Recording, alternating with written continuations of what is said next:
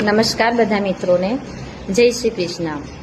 ધોરણ 1 થી 8માં અભ્યાસ કરવા માટે આરટીના ફોર્મ ભરવાની શરૂઆત થઈ ગઈ છે, જેની તારીખ 4/4/2026 થી 17/4/2026 સુધી એની તારીખ છે.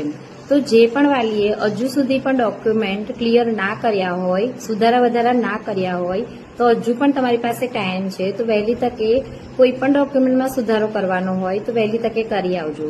જેમાં તો ખાસ કે બાળકનો જન્મનો દાખલો, એની અંદર માતા, પિતા અને બાળકનું આખું નામ જોઈશે. બીજું છે આવકનો દાખલો, જે મામલતદારશ્રીનો ટીડીઓનો દાખલો આવકનો જોઈશે. આ બે ડોક્યુમેન્ટ ખૂબ જ ખાસ છે.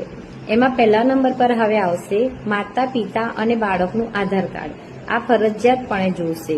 બીજા નંબર પર આવશે બાળકનો જન્મનો દાખલો, જેમાં મેં આગળ પણ કીધું કે બાળકના જન્મના દાખલામાં માતા, પિતા અને બાળકનું ત્રણેયનું આખું નામ ફરજિયાત જોઈશે. ત્રીજું છે રહેઠાણનો પુરાવો, જેમાં તમે લાઇટ બિલ કે તમારું રેશન કાર્ડ કોઈ પણ તરીકે આપી શકો છો. ચોથું છે રેશન કાર્ડ, જેમાં બાળકનું નામ હોવું કમ્પલસરી છે, બરાબર છે. પાંચમું છે જાતિનું પ્રમાણપત્ર. છઠ્ઠું છે પિતાનો આવકનો દાખલો, જે મેં તમને કીધું કે મામલતદારશ્રીનો કે ટીડીઓનો દાખલો જોશે. સાતમું છે બેંકની પાસબુક. જો બાળકની હોય તો ઠીક છે, બાળકની ના હોય તો માતા, પિતા કોઈ પણની ચાલશે. આઠમું છે ભાડા કરાર. જો તમે ભાડાના ઘરમાં રહેતા હોય તો ભાડા કરાર ફરજિયાતપણે જોશે, ના રહેતા હોય તો વાંધો નહીં આવે.